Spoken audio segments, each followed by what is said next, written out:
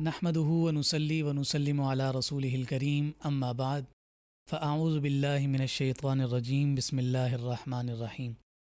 معزز ناظرین کرام، السلام علیکم ورحمۃ اللہ وبرکاتہ۔ تدبر قرآن کی ایک اور خوبصورت نشست کے ساتھ آپ کی خدمت میں حاضر ہیں۔ انشاءاللہ العزیز آج ہم 8ویں پارے کے مضامین پر گفتگو کریں گے۔ اللہ رب العزت ہم سب کو عمل کی توفیق عطا فرمائے۔ جیسا کہ گزشتہ ایپیسوڈ میں ہم نے یہ بات ذکر کی تھی کہ 7ویں پارے کے آخر میں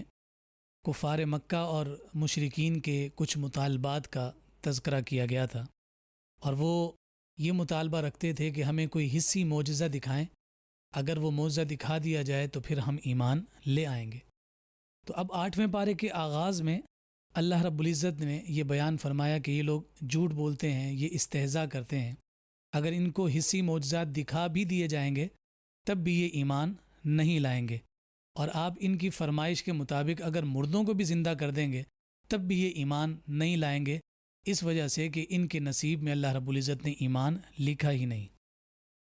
پھر یہ مستقل مطالبات کا ہونا، کفار مکہ کی جانب سے مصطفیٰ کریم صلی اللہ علیہ وسلم کو تکالیف دینا، آقائے کائنات صلی اللہ علیہ وآلہ وسلم کا ان کے لیے بہت زیادہ پریشان ہونا، ان کی ہدایت کے لیے دعائیں کرنا، بے قرار ہونا، بے چین ہونا، تو ان تمام امور کی بنیاد پر رب ذوالجلال نے آقائے کائنات صلی اللہ علیہ وآلہ وسلم کی یہاں حوصلہ افزائی فرمائی اور فرمایا کہ ان کے استہزاء اور دین اسلام کو قبول کرنے کے معاملے میں انکار پر آپ پریشان نہ ہوں۔ یہ صرف معاملہ آپ کے ساتھ نہیں ہے، بلکہ آدم سے لے کر جناب عیسیٰ تک جتنے بھی نبی اور رسول آئے ان کی امتوں نے پہلے انہیں جھٹلایا ہے۔ پھر یہ ساری باتیں ذکر کرنے کے بعد رب ذوالجلال نے ایک دفعہ پھر قرآن مجید فرقان حمید کی حقانیت کو اس اعتبار سے ذکر کیا ہے کہ یہ جو معجزات دکھانے کی آپ سے بات کرتے ہیں تو آپ کو ہم نے اتنا بڑا معجزہ قرآن کی صورت میں عطا کیا ہے، اگر انہوں نے ایمان لانا ہوتا تو ان کے ایمان لانے کے لیے اتنا ہی کافی تھا کہ ہم نے آپ پر اپنی لاریب کتاب قرآن مجید فرقان حمید کو نازل کیا ہے، اور یہ آیات بینات ہی اتنا بڑا معجزہ ہے کہ ان کے ایمان لانے کے لیے کافی ہے، مگر یہ قرآن جیسا معجزہ دیکھنے کے باوجود ایمان نہیں لا رہے ہیں۔ اسی وجہ سے فرمایا کہ آپ انہیں ان کے حال پر چھوڑ دیجئے اور آپ اپنے کام میں لگے رہیں، جو تبلیغ دین کا فریضہ آپ کے سپرد کیا ہے آپ اس میں لگے رہیں، اور جو لوگ آپ پر ایمان لے آئے ہیں ان پر مزید محنت کریں اور دین اسلام کے نور سے انہیں روشناس اور منور کریں۔ پھر اس کے بعد آگے کی تلاوت میں اللہ رب العزت نے اس حقیقت کو مزید واضح فرما دیا اور پیچھے ذکر کی گئی تمام معاملات کا خلاصہ اور نچوڑ ذکر کر دیا۔ فرمایا فَمَن يُرِدِ اللَّهُ أَن يَهْدِيَهُ يَشْرَحْ صَدْرَهُ لِلْإِسْلَامِ، کہ اللہ رب العزت اس حقیقت کو بے نقاب کر رہا ہے کہ جسے اللہ ہدایت دینا چاہے تو رب ذوالجلال اس کے سینے کو ہدایت کے لیے اور اسلام کے نور کے لیے کھول دیتا ہے، اور ساتھ فرمایا أَن يَهْدِيَهُ يَشْرَحْ صَدْرَهُ لِلْإِسْلَامِ وَمَن يُرِدْ أَن يُضِلَّهُ يَجْعَلْ صَدْرَهُ ضَيِّقًا حَرَجًا كَأَنَّمَا يَصَّعَّدُ فِي السَّمَاءِ، اور جس کی گمراہی کا فیصلہ کر لے، جن کے مقدر میں بدبختی اور بدنصیبی لکھ دے، تو فرمایا کہ اس کا سینہ تنگ کر دیتا ہے کہ جیسے کوئی شخص بلندی پر چڑھ رہا ہوتا ہے۔ یہ جو ایک مثال قرآن مجید فرقان حمید نے ذکر کی ہے، اگر ہم اس پر غور کریں تو آج کی میڈیکل سائنس کہتی ہے کہ جب انسان بلندی کی جانب سفر کرتا ہے، کسی بلند جگہ پر چڑھنے لگتا ہے تو اس کا سانس بھی اکھڑتا ہے اور اس کا سینہ تنگ ہونے لگتا ہے، اور اللہ رب العزت نے یہی مثال 1400 سال پہلے ذکر فرما دی کہ جن کے مقدر میں اور جن کے نصیب میں بدبختی لکھ دی گئی، گمراہی لکھ دی گئی، تو ان کا دل بھی اسی طرح سے سخت ہو جاتا ہے اور اس میں تنگی پیدا ہو جاتی ہے جس طرح سے کوئی شخص بلندی کی جانب اٹھ رہا ہوتا ہے اور بلندی کی جانب جا رہا ہوتا ہے۔ پھر اس کے بعد اللہ رب العزت نے اپنی کچھ قدرتوں کے مظاہر کو ذکر فرمایا ہے کہ کس طرح اس نے پھلوں کے ذریعے سے اس کائنات کو حسن عطا کیا ہے اور انسانیت کے اناج اور غذا کا انتظام کیا۔ اسی طرح سے جانوروں کی بات کی گئی کہ کس طرح چوپائے جانوروں کے ذریعے سے رب ذوالجلال رزق کا اور غذا کا انتظام فرماتا ہے۔ یہاں پھر رب ذوالجلال نے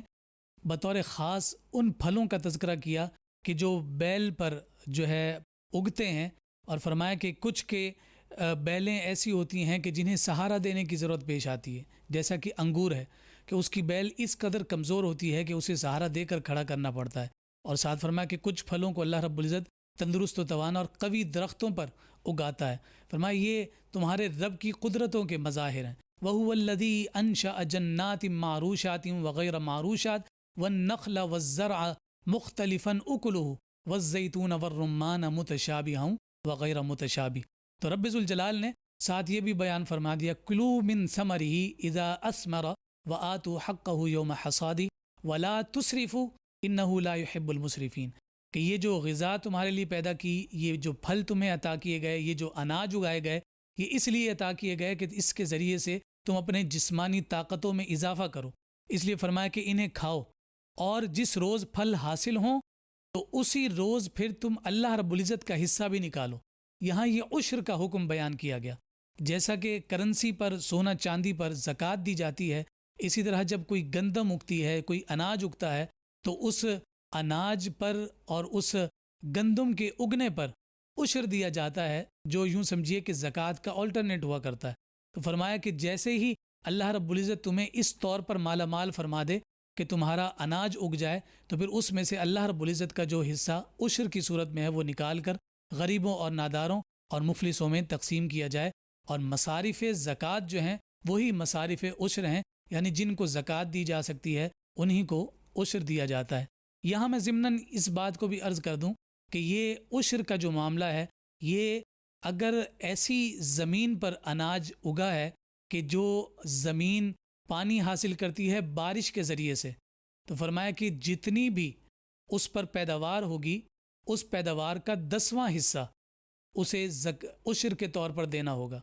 اور اگر وہ زمین پانی حاصل کرتی ہے، باریابی حاصل کرتی ہے کسی ایسے پانی کے ذریعے سے جو مشقت کے ساتھ وہاں پہنچایا جاتا ہے، جیسے آج کل نارمل جو ٹیوب ویلز کے ذریعے سے پانی ان زمینوں کو لگایا جاتا ہے، تو اگر خود پانی لگایا جائے تو پھر کل پیداوار کا 20واں حصہ جو ہے عشر کے طور پر نکالا جاتا ہے، اور پھر اس کی جو قیمت بنے، یا تو وہ اناج کو اسی طریقے سے تقسیم کر دے اور غریبوں میں، اور جو مصارف ہیں وہاں پر پہنچا دے، یا پھر اسے بیچ کر اس کی جو قیمت بنے وہ ان غریبوں اور ناداروں میں تقسیم کر دے۔ اس لیے فرمایا کہ اللہ رب العزت تمہارے مال میں اس کے ذریعے سے برکت عطا فرماتا ہے۔ یہاں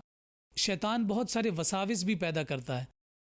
انسان کو فطرتاً رب ذوالجلال نے جو حریص اور لالچی پیدا کیا ہے، تو اس کا ایک بنیادی اظہار اس بات سے بھی ہوتا ہے کہ جب وہ زکوٰۃ دینے کے لیے اپنے مال میں سے پیسہ نکالتا ہے تو شیطان اس کو بہت سارے وسوسے ڈالتا ہے۔ الشیطان یعدکم الفقر، کہ یہ جو شیطان ہے تمہیں بہکاتا ہے، تمہیں گمراہ کرتا ہے کہ اگر تم نے یہ پیسہ دے دیا تو تم پر فقر آ جائے گا، تم پر غربت آ جائے گی، تم پر مفلسی آ جائے گی۔ وَيَأْمُرُكُمْ بِالْفَحْشَاءِ، اور وہ تمہیں برائی کا حکم دے رہا ہوتا ہے۔ لیکن رب ذوالجلال نے فرمایا وَاللَّهُ يَعِدُكُمْ مَغْفِرَةً مِّنْهُ وَفَضْلًا، کہ شیطان کی باتوں میں آنے کی حاجت نہیں ہے۔ اگر کوئی یہ امور سر انجام دیتا ہے، انفاق فی سبیل اللہ کرتا ہے، اللہ کے راہ میں مال خرچ کرتا ہے، تو رب ذوالجلال اس پر اپنے فضل کو مزید دراز کر دیتا ہے۔ اللہ رب العزت ہمیں اس حقیقت کو سمجھنے کی توفیق عطا فرمائے۔ اور پھر ساتھ فرمایا وَلَا تُسْرِفُوا، اسراف مت کرو، فضول خرچی مت کرو، جتنا تمہارے استعمال کی حاجت اور ضرورت ہو اسی کے مطابق استعمال کرو، اتنا ضائع نہ کرو کہ جس کی بنیاد پر وہ تمہارے اس اناج کی ناقدری کے حکم میں وہ داخل ہو جائے۔ اس لیے فرمایا کہ انہ لا یحب المسرفین، اللہ رب العزت فضول خرچی کرنے والوں کو پسند نہیں کرتا ہے۔ اور جو لوگ اس طرح سے اسراف کا معاملہ کرتے ہیں، اپنے رزق کو ضائع کرتے ہیں اور اس ضائع کرنے میں کوئی احتیاط نہیں برتتے، تو فرمایا اللہ رب العزت ان لوگوں کو پسند نہیں کرتا۔ یہاں حضور نبی رحمت صلی اللہ علیہ وآلہ وسلم کی وہ حدیث مبارکہ بھی ہمیں ملوز خاطر رکھنی چاہیے۔ فرمایا کہ غذا کے معاملے میں اور رزق کے معاملے میں اللہ رب العزت سے ڈرو، یعنی رزق کو فضول خرچی اور اسراف کے معاملے کے ساتھ خرچ نہ کرو اور استعمال نہ کرو۔ فرمایا کہ اگر رزق روٹ جائے تو پھر وہ بڑی مشکل سے واپس لوٹتا ہے۔ اسی لیے نبی رحمت صلی اللہ علیہ وسلم کی جب عادات کریمہ ہم دیکھتے ہیں تو اگر آپ کے مبارک ہاتھ سے لقمہ دسترخوان پر گر بھی جاتا ہے یا نیچے زمین پر گر جاتا ہے تو نبی رحمت صلی اللہ علیہ وآلہ وسلم کسی قسم کی کوئی کراہیت محسوس نہیں فرماتے، بلکہ اس لقمے کو اٹھا کر آقا کائنات صلی اللہ علیہ وسلم صاف فرما کر اسے تناول فرما لیتے ہیں تاکہ اس رزق کی ناقدری نہ ہو۔ جو رزق کی ناقدری کرتا ہے تو پھر فرمایا کہ وہ اس رزق سے برکت اٹھا لی جاتی ہے۔ ہوتا تو بہت کچھ ہے مگر وہ سب کچھ ہونے کے باوجود ان کے لیے کفایت نہیں کر رہا ہوتا. مگر ہمیں بہت سارے لوگ ایسے بھی نظر آتے ہیں کہ ان کے پاس ہوتا تو بہت کم ہے مگر انتہائی آسودگی اور خوشحالی کی زندگی گزار رہے ہوتے ہیں. اس لیے فرمایا کہ برکت کا تعلق کثرت کے ساتھ نہیں ہے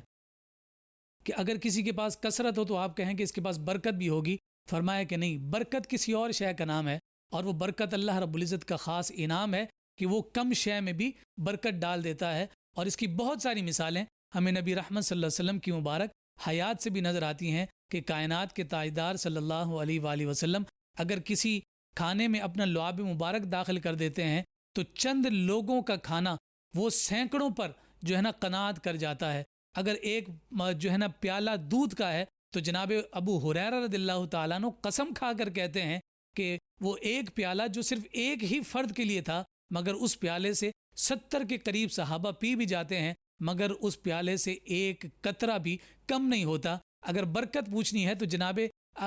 جابر سے پوچھا جائے کہ جب انہوں نے حضور کی دعوت کی تو آقا کائنات صلی اللہ علیہ وسلم نے اعلان فرما دیا کہ آج تمہارے بھائی جابر نے تمہارے لیے دعوت کی ہے، آؤ ہم سب اس کے گھر چلیں اور چل کر دعوت کھائیں. تو تھا تو وہ کھانا کم مگر حضور علیہ الصلوۃ والسلام نے فرمایا کہ اہلیہ سے کہو جس دیگچی میں کھانا پکایا ہے اس کے اوپر سے پردہ نہ ہٹائے اور آٹا نکال نکال کر روٹیاں پکاتے جاؤ. سارے مسلمان کھا کر چلے گئے مگر اس کے باوجود جب دیکھا تو ہنڈیا میں اسی طرح سالن بھی ابل رہا ہے اور جو آٹا تھا وہ بھی اسی طرح موجود تھا. اس لیے فرمایا کہ کثرت میں برکت نہیں، برکت کسی اور شے کا نام ہے، اور برکت حاصل ہوتی ہے اللہ رب العزت کے شکر کے ذریعے سے اور اللہ رب العزت کی دی گئی نعمتوں کا احساس اور اس کی قدر کرنے کے ذریعے سے. اللہ رب العزت ہمیں اسراف سے بچائے، اور اسراف کرنے والے کو شیطان کا بھائی کہا گیا. سورہ بنی اسرائیل میں فرمایا ان المبذرین کانوا اخوان الشیاطین، کہ یہ لوگ جو ہیں یہ شیطان کے بھائی ہیں. اس لیے فرمایا کہ اسراف کو کسی طور پر بھی اختیار نہ کیا جائے اور اللہ رب العزت اس بات کو پسند نہیں فرماتا. پھر اس کے بعد جب ہم آگے چلتے ہیں تو اگلی آیات میں اللہ رب العزت نے امت محمدیہ کو ایک بڑی خوبصورت خوشخبری عطا فرمائی ہے. اس سے پہلے میں وہ 10 نکاتی ایجنڈا بھی ذکر کرنا چاہتا ہوں جو تمام انبیاء اور رسل کو عطا کیا گیا. قل تعالوا اتل ما حرم ربکم علیکم،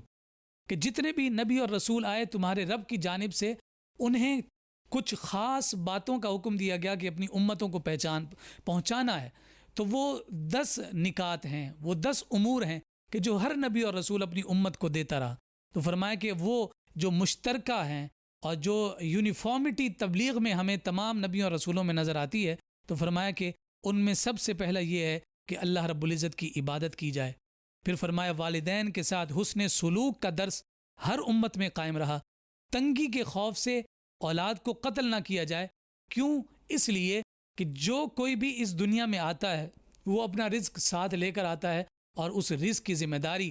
کسی انسان پر نہیں ہے بلکہ ہر ذی روح کے رزق کا انتظام اور اس کا ذمہ خود رب ذوالجلال نے اپنے ذمہ کرم پر لیا ہے. فرمایا وما من دابۃ فی الارض الا علی اللہ رزقها ویعلم مستقرها ومستودعها، کہ زمین پر ریگنے والے اگر کوئی چرند پرند ہی کیوں نہ ہوں، کیڑے ہوں، نباتات ہوں، جمادات ہوں، تمام کے رزق کا انتظام خود رب ذوالجلال فرماتا ہے. اس لیے فرمایا کہ اپنی اولاد کو اپنے رزق کی قلت کی وجہ سے قتل نہ کرو اور قتل سے گریز کرو. ساتھ فرمایا برائی کے کاموں سے پرہیز کیا جائے. بے گناہ کو قتل کرنا ہر قوم میں اور ہر امت میں حرام رہا. اسی طرح یتیم کے مال کی محافظت کا درس ہر امت میں رہا. اس کے ناجائز استعمال سے منع کیا گیا، ناپ تول میں کمی سے منع کیا گیا، اور قول و فعل میں انصاف، یعنی قول و فعل میں تضاد نہ ہو، اس بات کا درس بھی ہر نبی اور رسول دیتے رہے. وعدے کی پاسداری، وعدے کی پاسداری یہ بات ہم پہلے بھی کر چکے کہ ایمان والے کی علامت ذکر کی گئی، اور ایمان والا جن چیزوں سے پہچانا جاتا ہے ان میں سے ایک پہچان یہ بھی ہے کہ جب وہ کسی سے وعدہ کرتا ہے تو اسے پورا کرتا ہے. اور پھر صراط مستقیم کی پیروی کو ذکر کیا گیا اور فرمایا کہ یہی جو ساری باتیں ذکر کی گئی ہیں یہی سیدھا رستہ ہے. وَأَنَّ هَذَا صِرَاطِي مُسْتَقِيمًا فَاتَّبِعُوهُ، یہ جو باتیں تمہیں ساری ذکر کی گئیں تم انہیں اختیار کرنا شروع کر دو. فرمایا کہ ان کی اتباع شروع کر دو، یہی تمہارے لیے صراط مستقیم ہے، اور یہی تمہیں اس منزل پر پہنچائے گا کہ جو منزل مقصود ہے، اور اس منزل کے نتیجہ میں اللہ اور اس کے رسول صلی اللہ علیہ وآلہ وسلم کی رضامندی ہمارا مقدر اور نصیب ہوگی۔ پھر اس سورہ مبارکہ کے آخر میں اللہ رب العزت نے امت محمدیہ کو ایک بڑا خاص اعزاز اور شرف عطا کیا ہے۔ فرمایا من جاء بالحسنۃ فلہ عشر امثالھا، فرمایا کہ اگر جب تم میں سے کوئی شخص نیکی کی جانب جاتا ہے، کوئی نیک کام کرتا ہے، تو فرمایا عمل تو وہ ایک کرتا ہے مگر اللہ رب العزت اس عمل کے بدلے میں اسے 10 گنا اجر اور ثواب عطا کرتا ہے، یعنی ایک نیکی پر 10 گنا اجر اور ثواب دیا جاتا ہے۔ یہاں ہمیں حضور نبی رحمت صلی اللہ علیہ وآلہ وسلم کی وہ حدیث مبارکہ بھی ضرور یاد رکھنی چاہیے کہ جب آقا کائنات صلی اللہ علیہ وسلم نے فرمایا کہ جب میرا کوئی امتی محض کسی نیکی کا ارادہ کرتا ہے، اللہ رب العزت اس ارادے پر بھی اسے اجر اور ثواب عطا کرتا ہے۔ اس لیے فرمایا نیت المؤمن خیر من عملہ، کہ مومن کی نیت اس کے عمل سے بہتر ہوتی ہے، یعنی جیسے ہی وہ ارادہ کرتا ہے اللہ رب العزت اپنی رحمتوں کے دروازے اس کے لیے کھول دیتا ہے۔ مگر ساتھ فرمایا ومن جاء بالسیئۃ فلا یجزا الا مثلھا وہم لا یظلمون، مگر کوئی اگر برائی کرتا ہے تو وہ ارادہ کرے تو اس ارادے پر کوئی گناہ نہیں ہے جب تک وہ اس عمل کو کر نہیں لیتا۔ نیکی تو ایک کرے گا مگر اجر 10 کا ملے گا، مگر جب گناہ کرے گا تو پھر اس گناہ پر 10 کا وبال نہیں ہوگا بلکہ وہ گناہ ایک ہی لکھا جائے گا۔ اور فرمایا کہ یہ اللہ رب العزت کا خاص فضل ہے، اور رب ذوالجلال کبھی بھی ظلم نہیں فرماتا۔ اسی وجہ سے کہا گیا کہ ہمیں ہمیشہ اپنے رب سے عدل مانگنا چاہیے، عدل نہیں مانگنا چاہیے بلکہ اس کا فضل مانگنا چاہیے۔ اپنے رب سے اس کا فضل مانگا جائے، عدل نہ مانگا جائے۔ اگر تو وہ عدل کرنے پر آیا تو پھر ہم میں سے کوئی بھی نہ بچ سکے گا۔ اسی لیے دنیا میں بھی اور آخرت میں بھی رب سے فضل مانگا جائے، اور یہی فضل ہے کہ ایک نیکی پر 10 کا اجر اور 10 کا ثواب ملے، اور ایک گناہ پر ایک ہی گناہ لکھا جائے۔ یہ صرف اور صرف اللہ رب العزت کے لطف و کرم اور اس کے فضل و احسان ہی کے نتیجے میں ہے۔ پھر اس کے بعد اخلاص اور للہیت کے عنوان کے ذریعے سے اس سورہ مبارکہ کا اختتام کیا گیا، اور اس سورہ مبارکہ کی آخری آیات مبارکہ ذکر کی گئیں۔ فرمایا ان صلاتی و نسکی و محیای و مماتی للہ رب العالمین، بے شک میری نماز، میری قربانی، میری زندگی، میری موت محض ایک ذات کے لیے ہے جو میرا پالنہار ہے، جو میرا رب ہے۔ نہ صرف وہ میرا رب ہے بلکہ عالمین کا رب ہے، لا شریک لہ، اور وہ عالمین کا رب ایسا ہے کہ اس کے ساتھ عبادت میں اس کا کوئی شریک نہیں ہے۔ اگر نماز بھی پڑھی جا رہی ہے تو وہ نماز خالصتاً اللہ رب العزت کے لیے ہے، قربانی دی جا رہی ہے تو وہ قربانی بھی اللہ رب العزت ہی کے لیے ہے۔ زندگی جو ہمیں میسر آئی تو زندگی جو گزاری جا رہی ہے وہ زندگی کا گزارنا بھی رب کی رضامندی اور خوشنودی کے لیے ہے، اسی کو خوش کرنے کے لیے ہے۔ اور فرمایا اگر موت بھی ہے تو وہ موت بھی اللہ رب العزت کی راہ ہی میں ہے، کیونکہ زندگی دینے والا بھی وہی ہے، موت دینے والا بھی وہی ہے۔ یہ ایک جان کیا ہے اگر ہوں کروڑوں، یہ تمام کروڑوں جانیں بھی اگر رب ذوالجلال کی راہ میں قربان کر دی جائیں تب بھی در حقیقت اللہ رب العزت کے احسانات اور اس کے انعامات کا حق ادا نہیں کیا جا سکتا۔ جان دی ہوئی اسی کی تھی، حق تو یہ ہے کہ حق ادا نہ ہوا۔ اللہ رب العزت ہمارے اعمال میں وہ اخلاص پیدا فرما دے، اور ہمارے جذبوں میں وہ للہیت پیدا کر دے، اور ہماری عبادتوں میں وہ تاثیر پیدا کر دے جو اس کی پاک بارگاہ میں مقبول اور پسندیدہ ہے۔ پھر اس کے بعد اللہ رب العزت نے آج کے دور میں وہ ایک جو نعرہ ہم آج کل بہت زیادہ سن رہے ہیں، میرا جسم میری مرضی، اس کا رد گویا کہ رب ذوالجلال نے 1400 سال پہلے ان مبارک آیات کے ذریعے سے نازل فرما دیا کہ اللہ رب العزت نے فرمایا کہ اللہ ہی ہے جو ہر شے کا مالک و پروردگار ہے، اسی کی طرف تمام انسانوں کو لوٹ کر جانا ہے، وہی ہر انسان کے آخری انجام کا فیصلہ فرمانے والا ہے۔ انسان نہ جانے کیا زوم رکھتا ہے، کیا ارادے رکھتا ہے، کیا گمان رکھتا ہے، کیا خیالات اور تصورات رکھتا ہے، کہ نہ جانے وہ کیا چیز ہے، مگر رب فرماتا ہے کہ اس کے آخری انجام کا فیصلہ تو رب ذوالجلال خود ہی فرمائے گا۔ فرمایا کہ اس نے دنیا میں انسان کو آزمائش کے لیے عارضی اختیارات دیے ہیں، اور وہ ان اختیارات کو لے کر گویا سمجھ رہا ہے کہ نہ جانے اس کے پاس کون سی قوت اور طاقت آ گئی، اور وہ ان اختیارات کو اپنی مرضی سے استعمال کرنے کی کوشش کرتا ہے۔ تو فرمایا کہ اب دیکھنا اسی بات کو ہے کہ ان اختیارات کو کون اپنی مرضی سے استعمال کرتا ہے اور کون رب ذوالجلال کی مرضی سے استعمال کرتا ہے۔ کامیاب اور کامران وہی ہوگا کہ جو رب ذوالجلال کی دی ہوئی امانت زندگی اور جو بھی جوارے اور جو بھی نعمتیں بطور امانت عطا کی، وہ رب کی مرضی سے گزارتا ہے، وہی پھر فلاح پانے والا ہے، وہی کامیابی اور کامرانی پانے والا ہے۔ پھر اس کے بعد اگلی صورت سورہ آراف ہے۔ سورہ آراف ترتیب کے اعتبار سے، مصحف کی ترتیب کے اعتبار سے اس کا نمبر 7واں ہے، اور اگر نزول کے اعتبار سے اگر اس کا ہم نمبر دیکھتے ہیں تو 39واں ہے، یعنی 39 نمبر پر یہ سورہ مبارکہ نازل ہوئی۔ اس کا معنی ہے بلندی کے، اور آراف کا معنی جاننا اور پہچاننا بھی ہوا کرتا ہے۔ اس کے بارے میں مفسرین کے مختلف اقوال ہیں۔ فرمایا کہ یہ جنت اور دوزخ کے درمیانی سرحد کا نام آراف ہے، اور بعض نے یہ کہا کہ اصحاب آراف وہ لوگ ہوں گے کہ جن کی نیکیاں اور جن کے گناہ برابر ہو جائیں گے، یعنی جب میزان پر ان کے گناہوں کو اور نیکیوں کو تولا جائے گا تو دونوں پلڑے برابر ہو جائیں گے۔ تو نیکی جب گناہ کے برابر ہو رہی ہوگی تو اس برابری کی بنیاد پر وہ جنت میں نہیں جا رہا، اور گناہ جو نیکیوں کے پلڑے کے برابر ہو رہے ہیں تو وہ گناہ اسے جہنم میں نہیں لے جانے دے رہے کہ وہ برابری پیدا ہو گئی ہے۔ فرمایا کہ یہ لوگ ہوں گے کہ جو اصحاب آراف کہلائیں گے۔ اور پھر بعض مفسرین نے ذکر کیا کہ یہ وہ لوگ ہیں جو اہل جنت اور اہل جہنم کو پہچاننے والے ہوں گے۔ اگر آراف کا ماننا جاننا اور پہچاننا لیا جائے تو اس سے مراد یہ ہے کہ اہل جہنم اور جہنت کو پہچاننے والے لوگ ہیں۔ اور ایک قول یہ بھی ذکر کیا کہ یہ انبیاء اور ملائکہ کو آراف کہا گیا۔ بہرحال یہ بلندی کے چاہنے کے معنی میں ہے، اور اس کا معنی اور مراد جاننا اور پہچاننا ہے۔ اصحاب آراف کا تذکرہ چونکہ اس سورہ مبارکہ میں کیا گیا ہے تو اس سبب سے اس سورہ مبارکہ کا نام سورہ آراف ذکر کیا گیا۔ ہم دیکھتے ہیں کہ گزشتہ جو ہماری سورہ انعام تھی اس میں جو بنیادی مضمون اور ٹاپک تھا وہ توحید تھا، اللہ رب العزت کی وحدانیت تھا۔ اب یہاں پر رسالت کی بات ہوگی، اور اس رسالت کی ابتدا جناب آدم سے لے کر ہوگی۔ حضرت آدم کی نبوت و رسالت کے تذکروں کے ساتھ یہ مزید آگے بڑھتا جائے گا، یعنی جو مرکزی عنوان اور مضمون ہے وہ رسالت ہے۔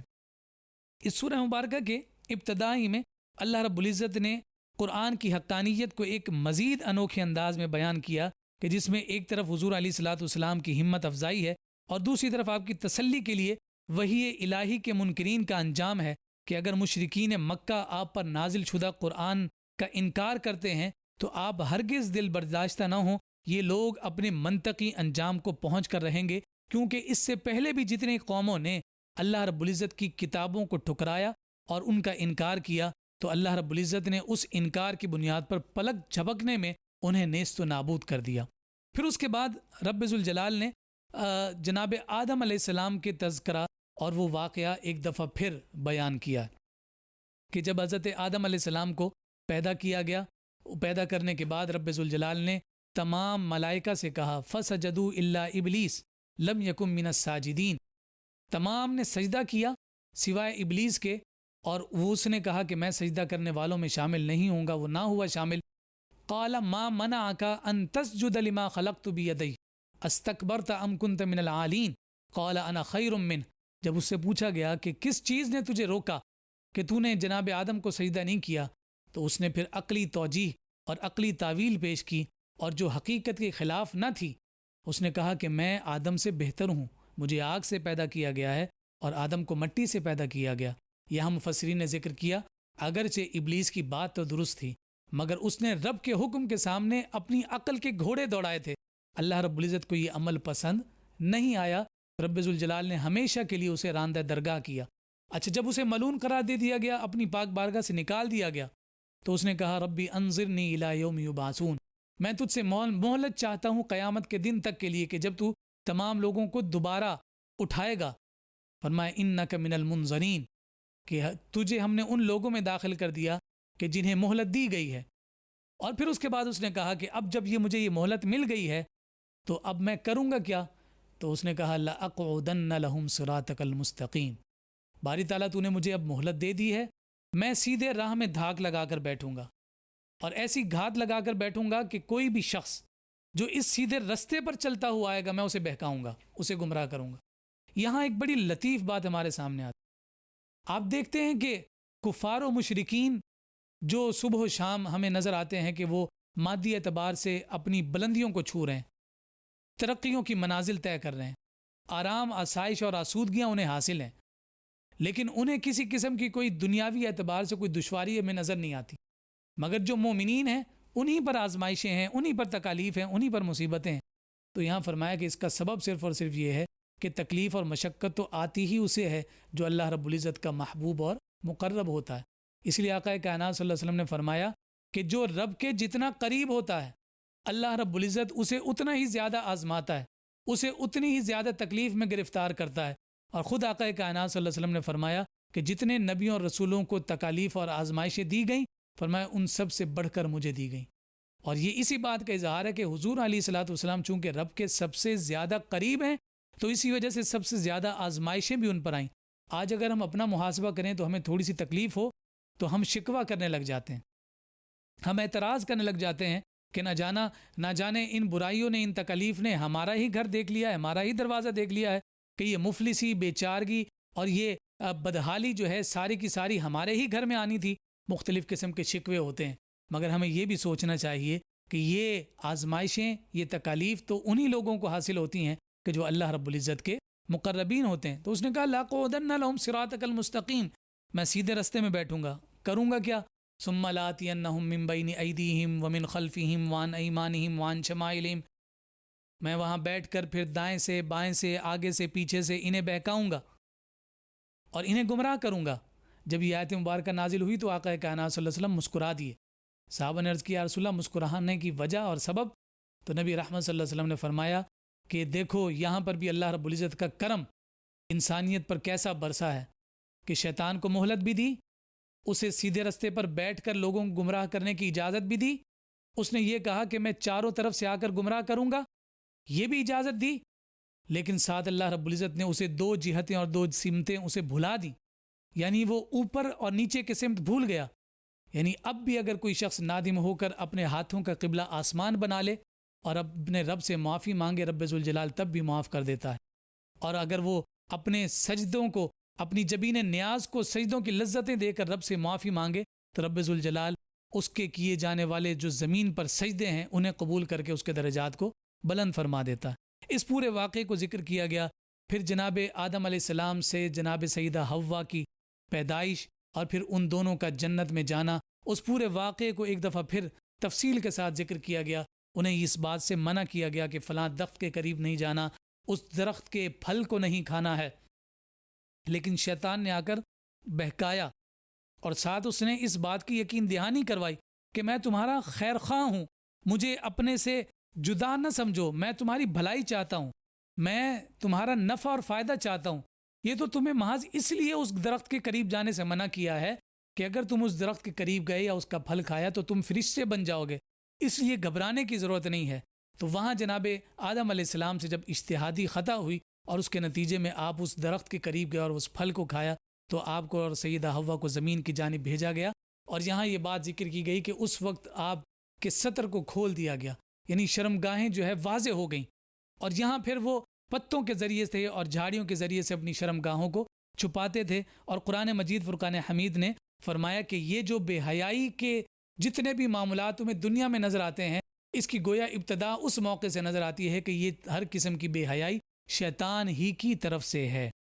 یہاں پھر بیان کیا گیا کہ جب وہ ستر پوشی اور سامان زینت کے ذریعے سے ان کے اپنے ستر کو اور اپنی بے لباسی کو چھپانے کے لیے جناب آدم علیہ السلام وہ سارے معاملات کر رہے تھے، تو اللہ رب العزت نے ان آیات میں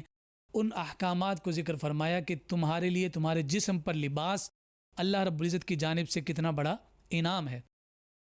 جو یوں سمجھے خلاصہ کلام ان تمام آیات کا ہمارے سامنے نظر آتا ہے وہ یہ ہے کہ بے حیائی اور بے شرمی اس کا درس اور اس کی نصیحت کرنے والا شیطان ہے، اور وہ یہ چاہتا ہے کہ انسان بے حیائی کے دلدل میں دھنستا چلا جائے۔ آج اگر ہم اپنے معاشرے کا ایک طائرانہ نگاہ سے جائزہ لیتے ہیں تو ہمیں یہ نظر آتا ہے کہ آج یہ بے حیائی اس قدر پروان چڑھ چکی ہے، اس قدر عام ہو چکی ہے کہ یہ ہمیں کوئی برائی ہی نظر نہیں آتی، لیکن یہ جان لینا چاہیے کہ اس کا درس دینے والا اور اس کی جانب ابھارنے والا وہ شیطان ہے کہ جس شیطان کے بہکانے سے جناب آدم بھی آزمائش میں آئے، اور اسی شیطان کی باتوں کو مان کر آج انسان بھی آزمائش میں ہے، اور اللہ رب العزت کی جانب سے اس قہر کے، اس یوں سمجھیے کہ بادلوں کے سائے میں ہے، ہمیں اللہ رب العزت سے توفیقات مانگنی چاہیے کہ ان تمام امور سے رب ذوالجلال ہمیں حفاظت عطا فرمائے۔ یہاں فرمائے کہ لباس کو ہم نے تمہاری ستر پوشی کے لیے بنایا اور تمہارے جسم کی زینت کے لیے بنایا ہے۔ پھر آگے جب ہم قرآن مجید فرقان حمید کی ان آیات کی جانب نظر کرتے ہیں کہ جہاں اصحاب اعراف کا تذکرہ ہے، اصحاب جنہ اصحاب نار کا تذکرہ مستقل کیا گیا، اصحاب اعراف کی بات ہوئی، اصحاب جنہ کی بات ہوئی، اصحاب نار کی بات ہوئی، اور ساتھ ساتھ ایک منظر پیش کیا گیا کہ جس میں جنت والے جہنم والوں کا مذاق اڑا رہے ہوں گے۔ ایک کیفیت تو ہمیں دنیا میں یہ نظر آئی نا کہ جو گناہگار لوگ تھے، جو کفار مکہ تھے، وہ مسلمانوں کا استہزاء کرتے تھے، ان کا مذاق اڑاتے تھے کہ دیکھو تم نے ایمان لے کر آئے، مفلسی نے آ کر تمہیں گھیر لیا، غربت نے آ کر تمہیں گھیر لیا، اور وہ لوگ ایمان والوں کا مذاق اڑاتے تھے۔ فرمایا کہ اب وہ منظر تمہارے سامنے ہے کہ وہ اہلیان جنت کے جن کا مذاق اڑایا جاتا تھا، اب وہ ان کفار مکہ اور وہ مشرکین کے جو مذاق اڑاتے تھے، وہ جب جہنم کی آگ میں جل رہے ہوں گے تو پھر جنت والے جہنم والوں کا مذاق اڑا رہے ہوں گے۔ یہ خوبصورت منظر کشی کی گئی۔ پھر اصحاب اعراف کا تذکرہ کیا گیا کہ کس انداز میں اللہ رب العزت انہیں شان اور منزلت عطا فرمائے گا۔ پھر اس کے بعد آگے اللہ رب العزت نے باران رحمت کے اپنے نظام کو ذکر کیا ہے اور فرمایا کہ جب بارش ہوتی ہے تو بارش دو قسم کی زمین پر اپنا فیض پھیلاتی ہے۔ ان میں سے ایک زمین تو وہ ہوتی ہے کہ جو شور والی زمین کہلاتی ہے، اس پر جتنی بارش ہو جائے اس پر اگتا کچھ نہیں ہے۔ سخت زمین ہو، چٹانیں ہوں، اس پر بھی کچھ نہیں ہوتا۔ اگر کوئی زرخیز زمین ہو تو اس پر پانی کی دو بوندیں بھی پڑ جائیں تو اس میں سے اناج اگنے لگ جاتا ہے۔ تو فرمایا کہ یہی مثال ایک مومن اور کافر کے دل کی ہے کہ جب اللہ رب العزت کے انوار و تجلیات کی بارش کسی مومن کے دل پر ہوتی ہے تو وہ ہدایت پا جاتا ہے اور وہ نور کو پا لیتا ہے اور اللہ رب العزت کی وحدانیت کو پہچان لیتا ہے، اور کافر کا دل اسی چٹان کسی زمین اور شور والی زمین کی طرح ہے کہ اسے جتنی بھی نصیحت کر لی جائے اس کے دل پر کسی قسم کا کوئی اثر نہیں ہوتا ہے۔ ان تمام کو ذکر کرنے کے بعد اس پارے کے آخری جو 3 رکوع ہیں اس میں مستقل اللہ رب العزت نے سابقہ امم کا تذکرہ کیا ہے۔ حضرت ہود علیہ السلام کا تذکرہ کیا کہ انہوں نے قوم عاد کو جب دعوت توحید دی تو وہ حضرت ہود علیہ السلام کو معاذ اللہ بے وقوف کہتے تھے، ناسمجھ کہتے تھے، اور انہوں نے انکار کیا۔ تو اس انکار کی بنیاد پر اللہ رب العزت نے ان پر آندھی اور طوفان کا عذاب مسلط کر دیا۔ پھر اسی طرح سے حضرت صالح علیہ السلام نے جب قوم سمود کو دعوت دی تو انہوں نے بھی انکار کیا اور بے جا مطالبات کیے۔ ان میں سے وہ یہ کہتے تھے کہ پہاڑ میں سے اونٹنی کو پیدا کر کے دکھاؤ جو نکلتے ہی بچے کو جن دے۔ تو حضرت صالح علیہ السلام نے اس معجزے کا اظہار فرمایا، مگر وہ لوگ اس قدر بدنیت تھے کہ انہوں نے اسی اونٹنی کے بچے کو قتل کر دیا۔ تو اللہ رب العزت نے ان پر عذاب کو مسلط کیا اور ایسا زبردست زلزلہ آیا کہ ان کا نام و نشان اور جو ہے زمین سے مٹ گیا اور وہ صفحہ ہستی سے ہی ان کے ناموں کو ختم کر دیا۔ حضرت لوط علیہ السلام ان کی قوم کا تذکرہ کیا گیا کہ وہ ہم جنس پرستی میں داخل ہو گئے اور وہ غیر فطری طریقے سے وہ اپنے جنسی ہوس کو جو یوں سمجھیے کہ تمانیت دینے کے ارادے کا اظہار کرنے لگے۔ تو اللہ رب العزت نے اس کے نتیجہ میں ان پر آسمان سے پتھر برسائے اور ان کو زمین سے منیا میٹ کر کے رکھ دیا۔ اور یہاں یہ بات بھی ذکر کی کہ جناب لوط علیہ السلام کی زوجہ، ان کی اہلیہ کہ جو خیالات انہی لوگوں جیسی رکھتی تھی کہ جو نافرمان تھے، تو فرمایا کہ پھر اس عذاب کی ضد میں ان کی زوجہ اور اہلیہ بھی آئی ہیں۔ اور یہ بات کا درس دیا جا رہا ہے کہ کوئی اگر بڑے مکرم خاندان سے بھی ہو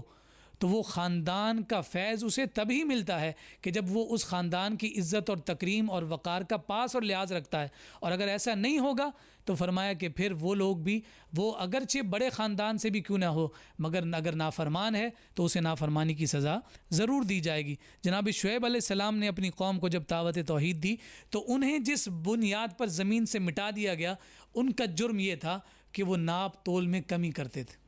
ناپ تول کی کمی کے جرم کی بنیاد پر اللہ رب العزت نے اس پوری امت اور پوری قوم کو صفحہ ہستی سے مٹا دیا۔ میں ضمناً یہ بات عرض کرنا چاہتا ہوں کہ یہ جتنے بھی گناہ یہاں ذکر کیے گئے جن کی بنیاد پر اللہ رب العزت نے قوموں کو برباد کر دیا، آسمان سے ان پر عذاب نازل کیا، زمین سے عذاب نازل کیا، ان پر پتھر برسائے، آگ کا عذاب ان پر نازل کیا، مگر ہم دیکھتے ہیں کہ وہ سارے کے سارے گناہ امت محمدیہ میں موجود ہیں، مگر آج بھی ہمارا وجود باقی ہے۔ اور یہ تو کفار مکہ بھی کہتے تھے، اور وہ یہ کہتے تھے کہ اگر واقعی یہ تمہاری تعلیمات سچ ہیں اور حق ہیں تو پھر انتظار کس بات کا ہے؟ اپنے رب سے کہو آسمان سے ہم پر عذاب نازل کرے، معاذ اللہ ثم معاذ اللہ۔ لیکن آقا کائنات صلی اللہ علیہ وسلم کو حضور علیہ الصلاۃ والسلام نے یہ خوبصورت آیت کے ذریعے سے حضور کی شان اور منزلت کا اظہار فرمایا، وما کان اللہ لیعذبہم وانت فیہم۔ محبوب، جب کہ آپ ان کے درمیان ہیں اور آپ کے ہوتے ہوئے ہم انہیں عذاب میں مبتلا کیسے کر سکتے ہیں؟ اور ظاہر سی بات ہے کہ یہ حکم محض ان کفار مکہ کے لیے نہیں تھا، نافرمان تو وہ لوگ بھی تھے، اور اگر ہم اپنا محاسبہ کریں تو نافرمان ہم بھی ہیں۔ ہم ایمان والا ہونے کے باوجود اللہ رب العزت کی نافرمانی میں مبتلا ہیں، ان تمام امور کو سر انجام دے رہے ہیں جن کی بنیاد پر قوموں کو مٹا دیا گیا۔ مگر آج اگر ہمارا وجود باقی ہے تو یہ جان لینا چاہیے کہ وہ صدقہ مصطفیٰ ہے، مصطفیٰ کریم صلی اللہ علیہ وسلم کے طفیل ہے۔ ذات مصطفیٰ اگر نہ ہو تو آج ہمارا وجود بھی باقی نہ ہو۔ اللہ رب العزت ہم سب کو آقا کائنات صلی اللہ علیہ وآلہ وسلم کی ذات والا صفات کے مقام اور مرتبے کو سمجھنے کی توفیق عطا فرمائے۔ اور پھر ان کفار مکہ کو یہ بات بھی بیان کر دی گئی کہ تم انتظار کرو، فصبر صبر کرو حتی یحکم اللہ، کہ اس وقت کا کہ جب اللہ رب العزت فیصلہ فرمائے گا، اور وہ سب سے بہترین فیصلہ کرنے والا ہے۔ اللہ رب العزت ہم سب کو ہدایت عطا فرمائے، اور ہمیں ان سابقہ امتوں پر جو عذاب نازل ہوئے اس سے عبرت حاصل کرتے ہوئے ہمیں اپنا محاسبہ کرنے کی توفیق عطا فرمائے، اور اصلاح احوال کی برکات ہمارا مقدر فرمائے۔ والسلام علیکم ورحمۃ اللہ وبرکاتہ۔